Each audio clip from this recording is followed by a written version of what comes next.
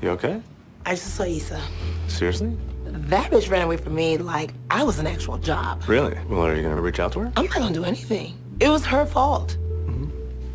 This is my review of Insecure, Season 4, Episode 7, LowKey Trippin'.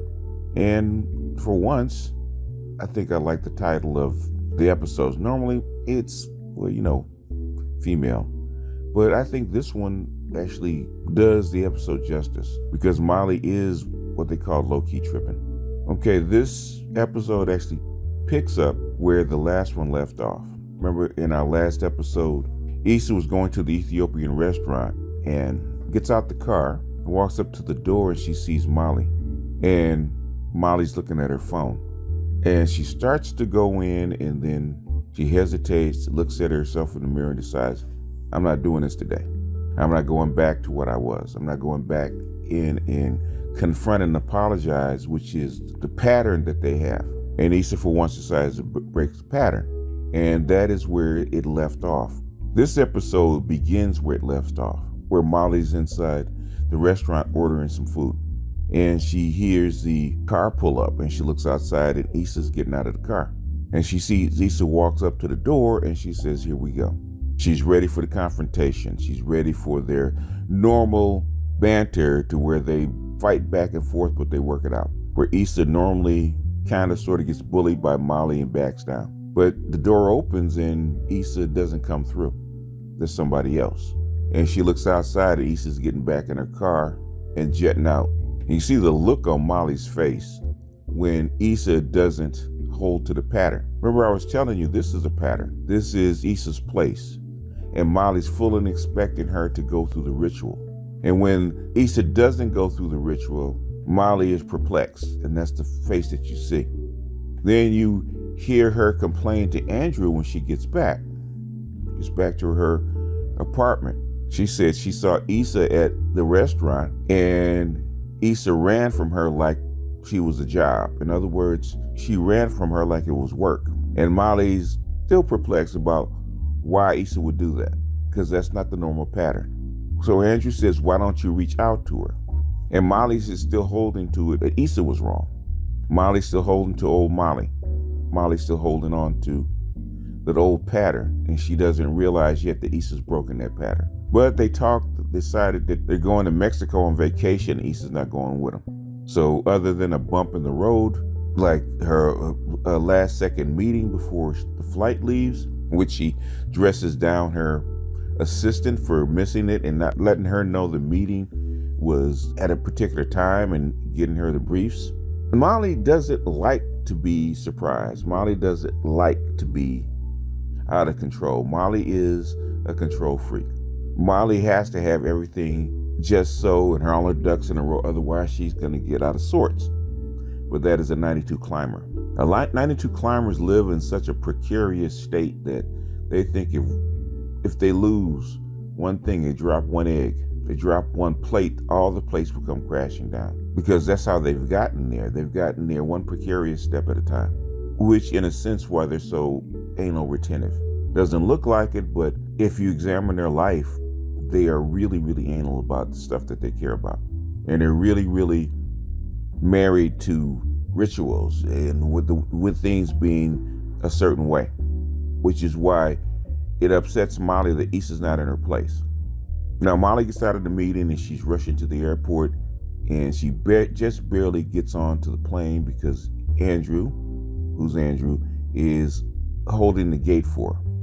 So they get on the plane, they're getting settled, and this episode is triggering for me. I'm gonna tell you why. Because I dated a Molly. I was engaged to a Molly. And we understand the kind of turmoil that's going on inside Molly constantly.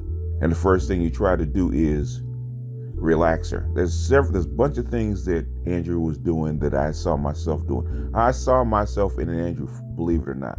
Even though I'm black and he's Korean, the way Andrew handles Molly is the same way I handled my ex. And the thing is to calm her down, to make sure that you keep her on an even keel so that she doesn't ruin a whole vacation or ruin a good time with her anxiety, is you got to take charge. In other words, you really got to make sure that you take care of her emotions. Like the first thing, when Andrew gets there, he gets the flight assistant. That's the word I'm looking for. Gets the flight assistant's attention and orders 4 things: a snack, 2 drinks, and a blanket. Now it's summertime. You wouldn't think that you would order a blanket, or it's not cold. You wouldn't think that he would be ordering a blanket. So it's like, what's up with the blanket? Nobody else has a blanket. And the drinks come, snack comes, and the blanket comes. So he pulls out the tray. He hands her the blanket, which she puts over her lap. Then he hands her the snack so she can get something to eat, and they have a couple of sips. They have some chit chat with the person in the seat next to him. Happens to be Kim Fields, complaining about her ex. And they have a chuckle about that. And then he starts to talk to her. He relaxes her. And then he did something that I remember doing on just about every road trip that we had. He puts a blanket over her lap, and I swear to God, I did the exact same thing. Put the blanket over her lap, and he starts to finger her. He fingers her into an orgasm. And between the drink, the snack, and her having the orgasm, Molly's a completely different person. I can tell you that.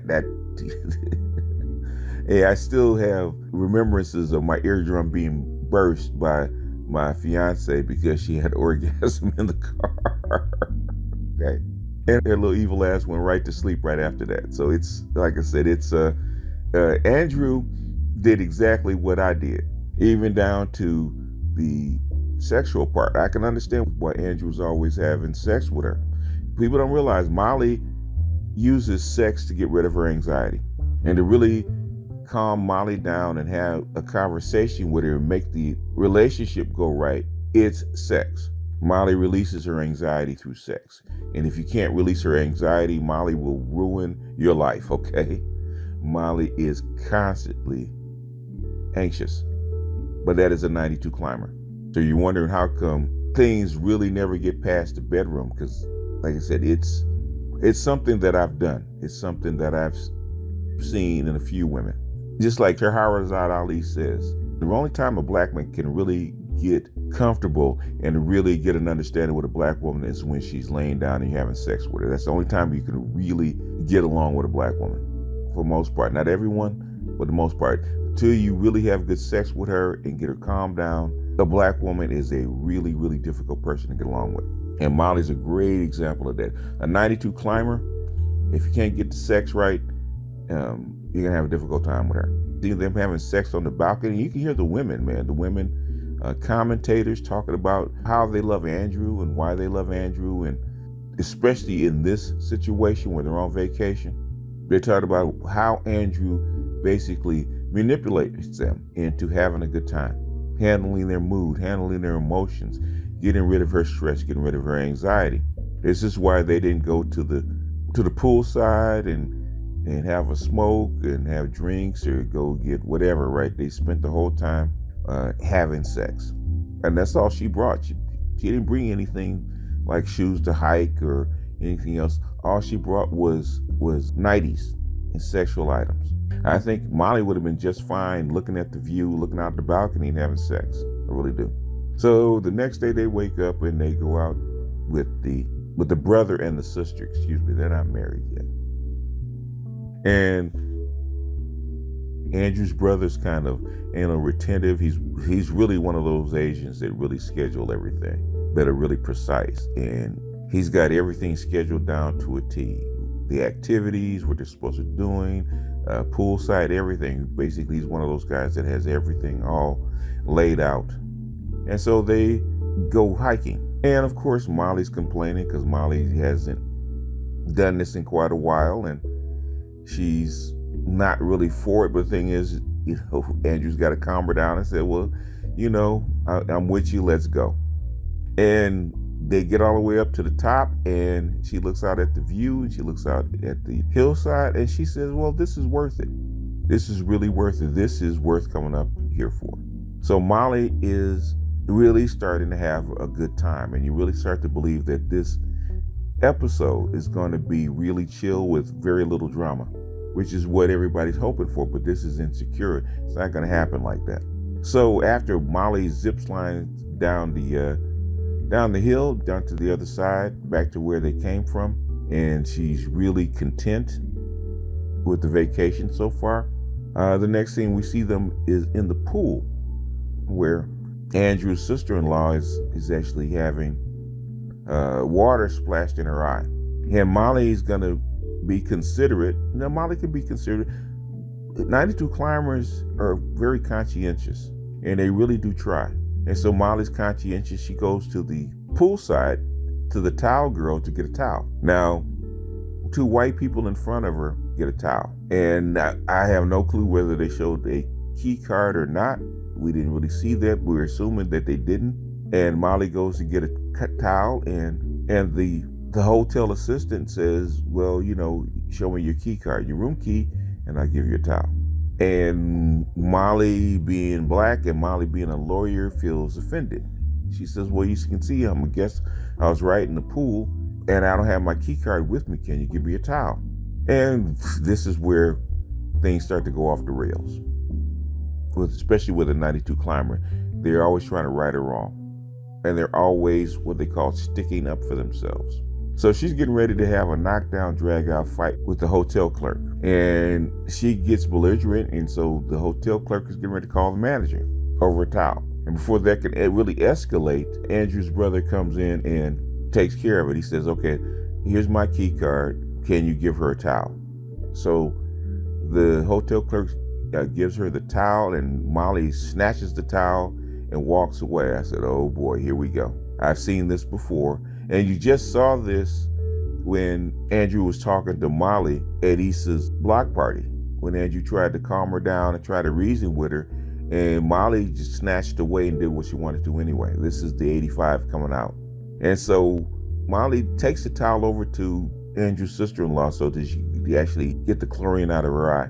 And Andrew asked the loaded question, which he will, if he stays with her, he's going to learn not to ask until later. What's wrong? And Molly proceeds to tell him what is wrong.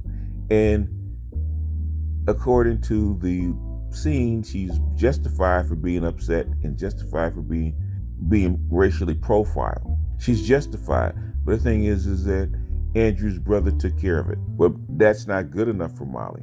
Molly has to be right. Molly has to prove that she's right. And Andrew's brother tells her, well, we all experience racism. It's just how do we respond to it. And in this case, he's absolutely right. How do we respond to it? Are we going to ruin our vacation because a prejudiced clerk refuses to give us a towel unless we show a room key? Because she gave preferential treatment to a white couple versus me? Are we really ready to blow a whole vacation because of that?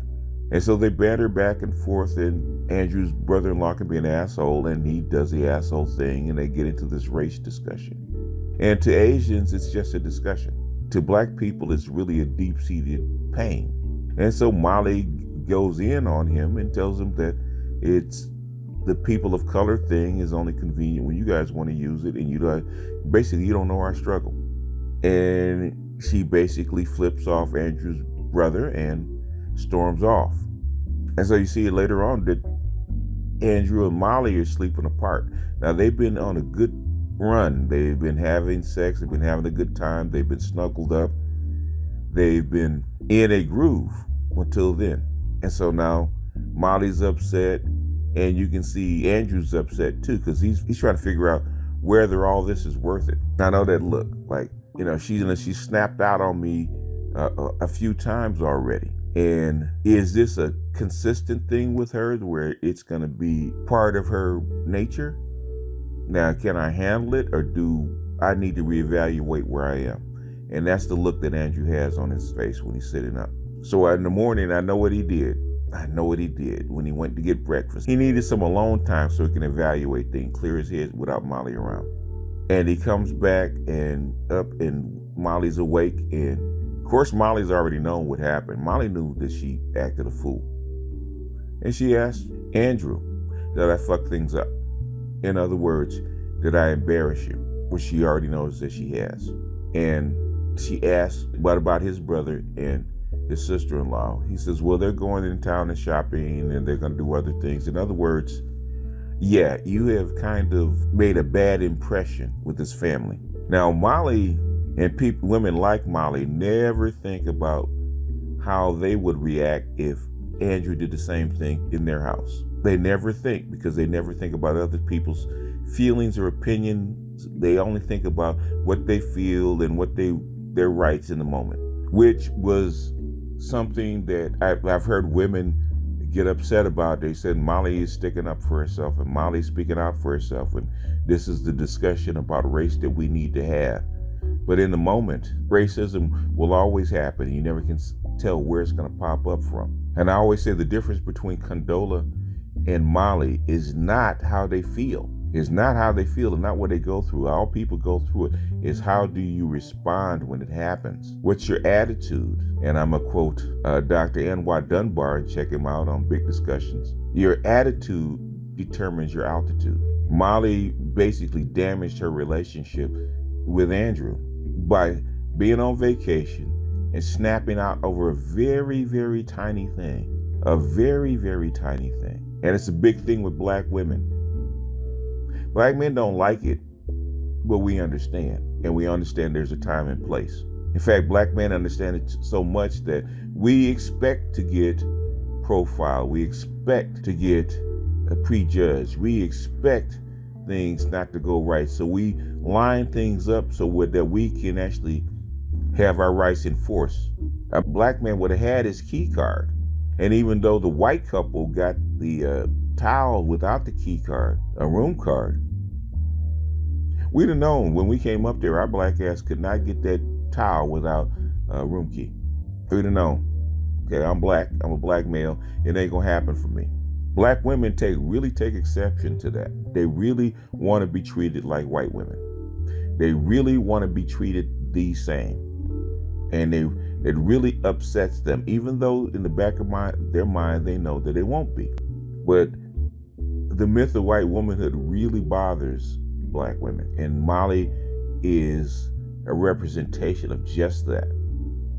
I want to be treated the exact same way, the exact same privilege that white lady just got. And that's why you can see the whole time Andrew's in his head reevaluating their relationship. Even though they're holding hands, I could see it in Andrew. I just want to get through this. I just want to get through this without another incident. And then when I get back, I can sit down, I can have a drink and evaluate our relationship. And as they're walking through the airport, she's checking her phone. And I'm sure she's checking for messages, because while she's on vacation by poolside, she calls her psychiatrist and to make an appointment, because she's finally got a crystal clear picture of her not being able to let things go. And that anxiety that's boiled up, she can't manage it that well. And it's going to continue to ruin her relationships if she can't put a cap on it. So this is almost the end of the episode.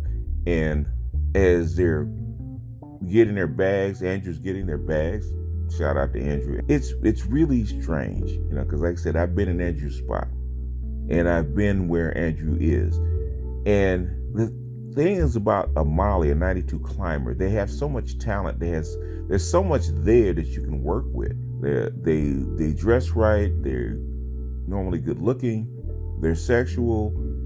They're smart. There's lots of things that you can build with a 92 climber. But managing that anxiety that's inside them is really, really tough. And you see Andrew going to get their luggage while she's doing other things. It makes you almost subservient, because you constantly have to manage the life and almost play the second fiddle, because you don't want the outburst. You don't want the storm that will come in case she gets upset. You don't want that Hulk to come out and basically wreck everything. So you're constantly balancing between bailing and managing. And so far, Andrew's doing a good job of managing. Now, so like I said, I've been there. Now, toward the end, this is something that Ram hit me to before I actually saw the episode. Shout out to Ram.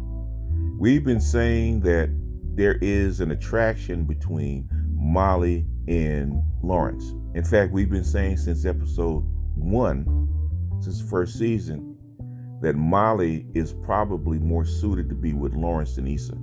Lawrence is the 92 that doesn't quite have all his stuff together, but something that a 92 climber like Molly can help.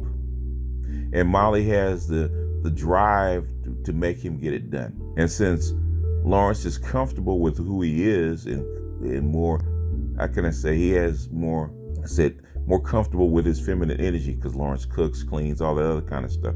In other words, Lawrence is almost like a black Andrew. If women are going crazy over Andrew, but Lawrence is basically that energy inside of a black body. Lawrence has that energy to manage that kind of anxiety that Molly has. So when he sees Lawrence walking through the airport, she, like he says, instead of the handshake, Molly goes to the hug. And you see that awkwardness that when Andrew comes walking up, that awkwardness that says, this is my, this is my boyfriend Andrew. See that kind of embarrassed look, because she can't hide what she feels. And me and Ron were talking about this. And I've experienced this. I've seen this in other women, best friends of, say, like a girlfriend. And I've seen it from the best friends of my girlfriends, especially when their best friend thought that the girlfriend that I had didn't deserve me. And that's the look that Molly has had toward Issa. And even Molly even said it back at the end of season 1, when she told Issa that she doesn't deserve Lawrence. And she meant that. And that has been the theme between those three for 4 seasons. And it comes crystal clear in this small minute. Now, why they added it like that, I don't know. And why they acted it out like that, I don't know. Maybe it'll become clear. Maybe they'll make a commentary on it. Or maybe it's just the way the scene played out. But we will have to see. But Lawrence is coming from San Francisco. He's calling, presumably, Issa to have a drink, to tell her something, and that's where it's going to leave out. So they've done a good job of actually leading from one episode to the next and leaving it with a cliffhanger. But this is a pretty straightforward review. It's not anything that we didn't expect. It's not anything that we didn't already know. It's just these characters being revealed, especially Molly. Molly is who we thought she was. And this episode really crystallizes Molly's behavior and personality. When you put in a situation, especially if you're away from your whole crew, and they're out there in an unfamiliar situation, because you become part of somebody else's family and somebody else's crew, and you have to find a way to fit in. And Molly doesn't fit in very well. Not at work, not in her social group, not even with Andrew and Andrew's family. Even one point where they're speaking Korean to each other, and she tells them, no, you have to speak English. But that's Molly being in control. And that crystallizes what the modern black woman thinks and feels. If they don't have control, they feel that they're going to be taken advantage of. And I've heard that echoed out through a lot of the female reviews on this particular episode. Molly was wrong for how she handled it, but the thing is, they understand because they feel the way Molly feels. But with that, I'm going to cut this one off. This is BGS out, and I'll see